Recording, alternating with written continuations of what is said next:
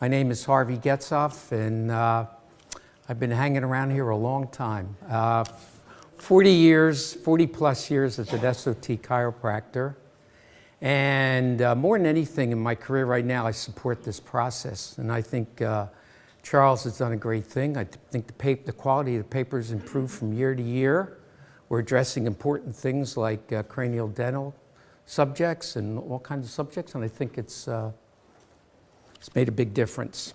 Okay, first paper here that I submitted this year, this is my 5th year submitting papers at this conference, is a gastroesophageal reflux disease and sacral occipital technique case report.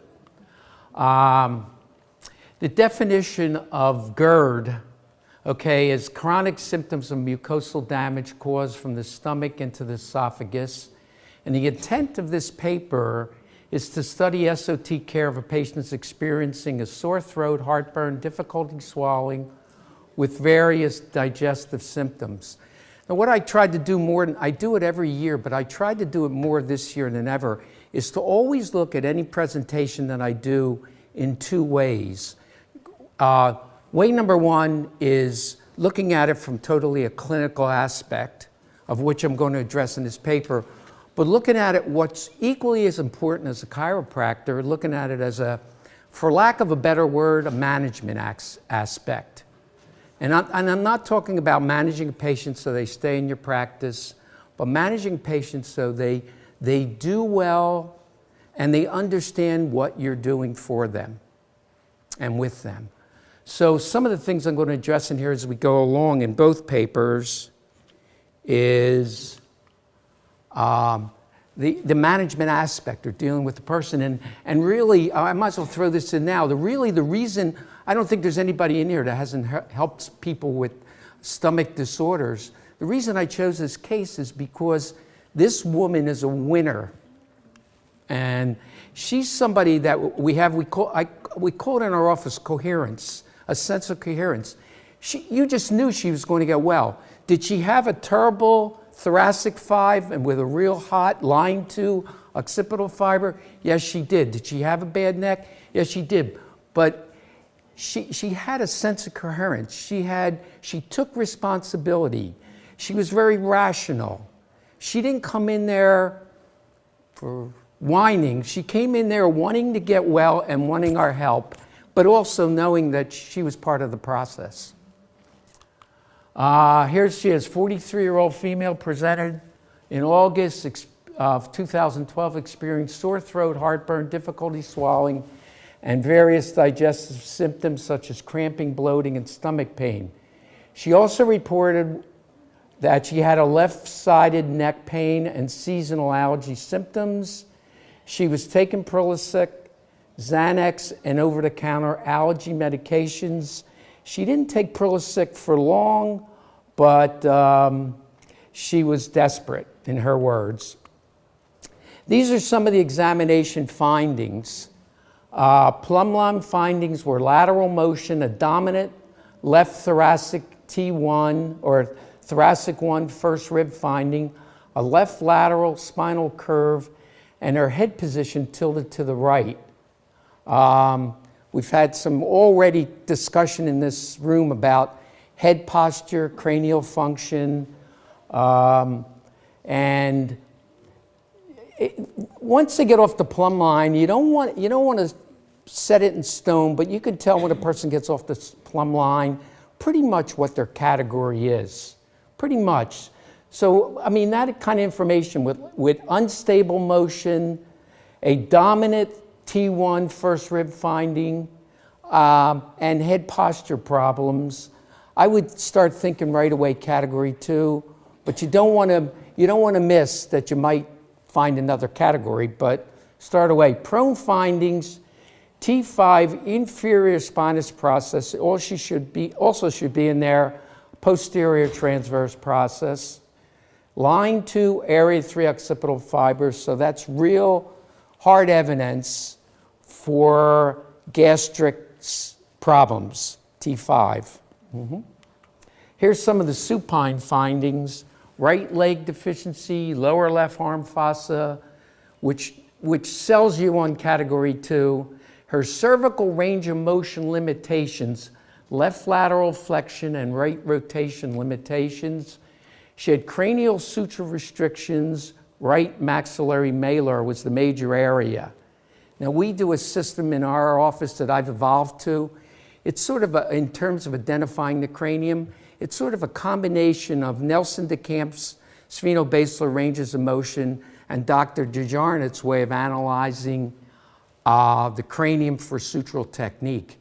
And in general, this is sort of a way I pass off information about the cranium to patients, but in general, sutural expansion on respiration or on guidance is functional while contraction is dysfunctional.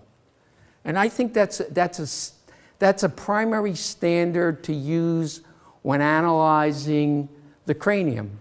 The cranium, as is already alluded to in some of the earlier discussion, grows by expanding. It grows outward. It grows to develop spaces primarily, not to necessarily to develop more bone. Spaces for eyes, brain, teeth, tongue, etc. Nasal passages. So basically a good healthy cranium is one that generally expands. These are some of the cranial adjustments that are Dr. Djarnet's sutural adjustments that we use on this lady. But actually, before I go back to that, I didn't put in sitting findings, but basically the sitting findings were the same as the 4th bullet down in there. Cervical range of motion limitations, left lateral flexion, right rotation. These are some of the cranial adjustments, SCM, maxillary rotation. They're all part of Djarnet's, which are about 16 steps in sutural. These all are what I consider address that maxillary malar, which sort of, you've ever seen those things like earthquakes. There's an epicenter that goes out.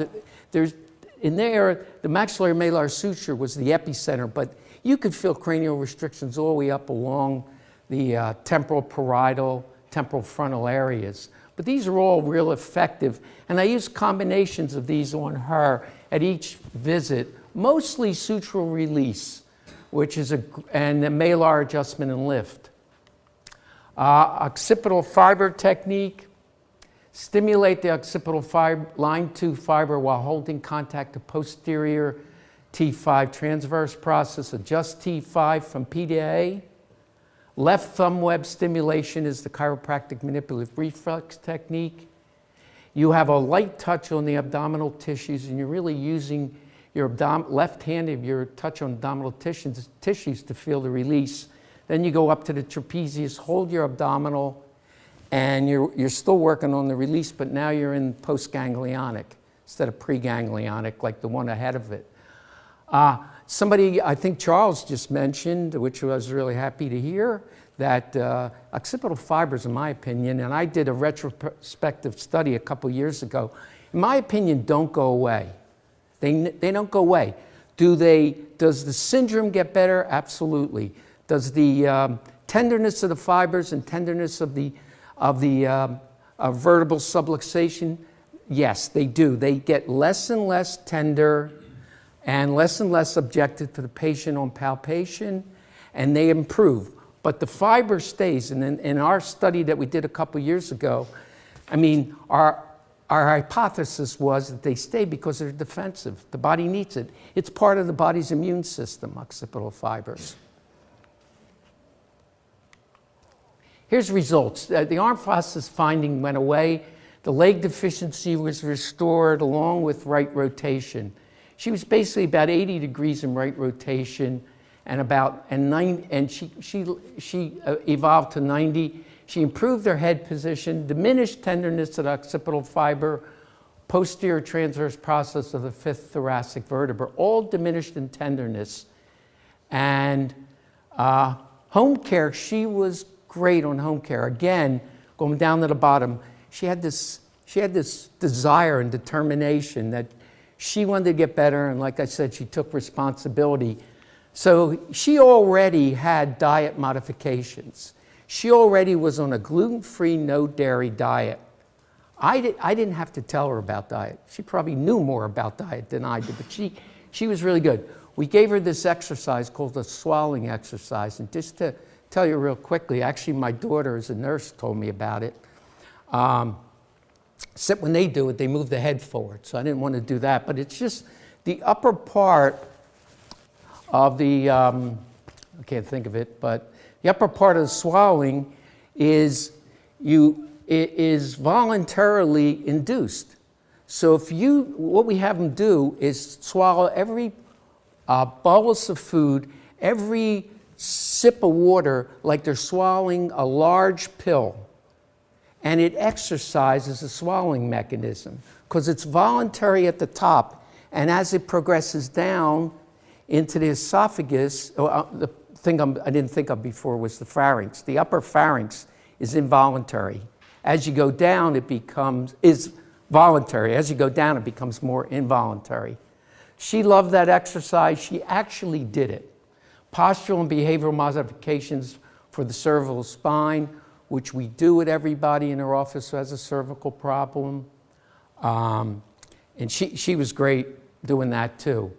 So the symptoms and examination findings that determine the diagnosis have dissipated. It appears that the interventions as presented in this study could be useful in the management of patients with GERD symptoms, but she's, in my opinion, a lot had to do with who she was too, and not just her clinical findings.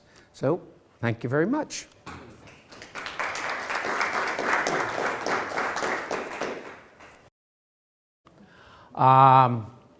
The definition of GERD, okay, is chronic symptoms of mucosal damage caused from the stomach into the esophagus.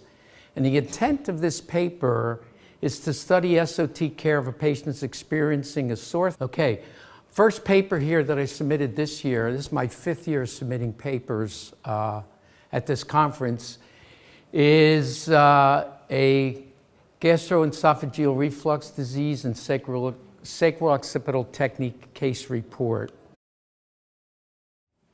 My name is Harvey Getzoff, and I've been hanging around here a long time. 40 plus years as an SOT chiropractor. And more than anything in my career right now, I support this process. Throat, heartburn, difficulty swallowing with various digestive symptoms. Now what I tried to do more, than I do it every year, but I tried to do it more this year than ever, is to always look at any presentation that I do in 2 ways. And I think Charles has done a great thing. I think the quality of the paper has improved from year to year.